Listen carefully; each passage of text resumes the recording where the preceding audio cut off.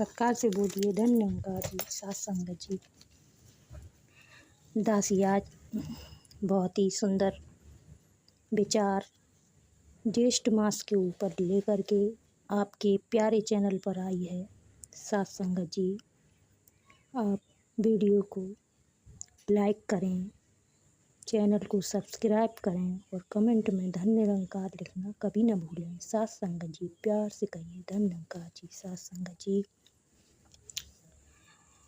ज्येष्ठ मास में अत्यधिक गर्मी पड़ती है। परमात्मा ने हर मौसम व ऋतु में मानव की सुविधा के अनुसार बनाई हैं और हर मौसम का अपना ही ताना बाना होता है और हर मौसम अपने आप में खूबसूरत होता है। सात संगत जी, गर्मी आती है तो इंसान कहता है हाय कितनी गर्मी हो रही है, प्रभु कुछ ठंडा मौसम कर दे। बारिश का मौसम होता है तो फिर इंसान यही कहता है कि कितनी बारिश हो रही है, हर तरफ कीचड़ ही कीचड़ हो रहा है।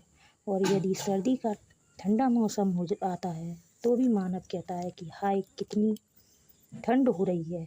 यानी इंसान किसी तरह से चैन से नहीं रह पा रहा है और ना ही किसी मौसम में सुकून महसूस कर पा रहा है। इसका एक कारण यह भी है कि इंसान को शांति से रहना ही नहीं आता और ईश्वर का हर समय कोसता रहता है।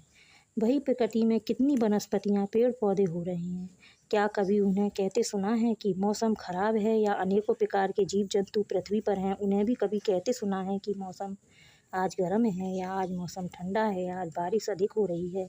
मानव को छोड़कर बाकी सभी योनियाँ जैसे चाहे जैसा हो वैसे ही संतुष्ट रहती हैं। एक मानव योनि ही ऐसी योनि है, इसे हर मौसम में हाय तौबा करने की आदत है।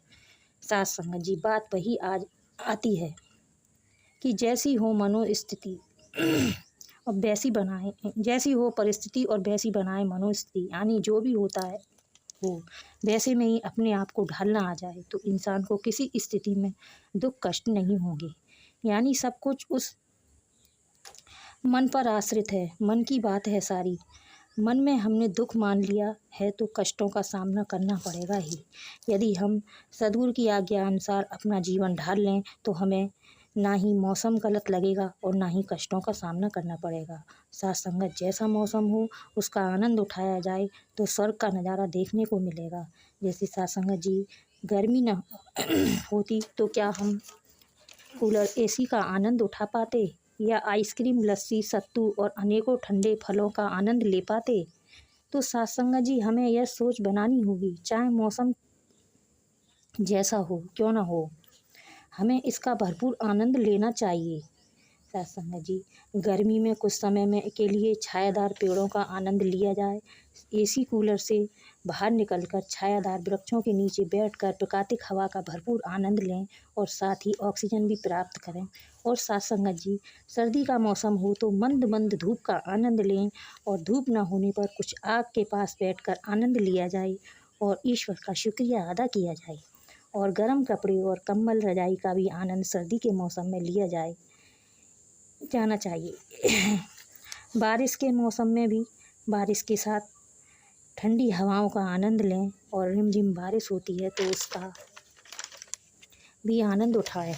कच्चे स्थानों पर जब रिमझिम बारिश होती है वो मिट्टी की खुशबू जो आती है वह उसकी तो बात ही निराली है, क्या गजब खुशबू आती है। तो सात संगत जी, दासी इन विचारों द्वारा यही कहना चाहती है, चाहे जैसा भी मौसम क्यों ना हो, बजाय ईश्वर को कोसने के उस मौसम का आनंद लिया जाए। ईश्वर ने हर मौसम के साथ उस मौसम की सुविधा के लिए मानव के लिए हर सुविधा दी है और उसका भरपूर आनंद उठाया जाए और वाही की जाए। ईश्वर ने मानव को इतनी बुद्धि दी है कि मानव अपनी सूझबूझ से अनेकों यंत्रों का आविष्कार कर सकता है।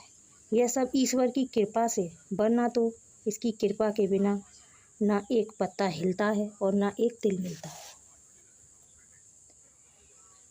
इसलिए ईश्वर को हमें हमेशा भरपूर शुक्रिया अदा करना होगा इसकी कृपा के बिना कुछ संभव ही नहीं है। सब कुछ असंभव ही असंभव है।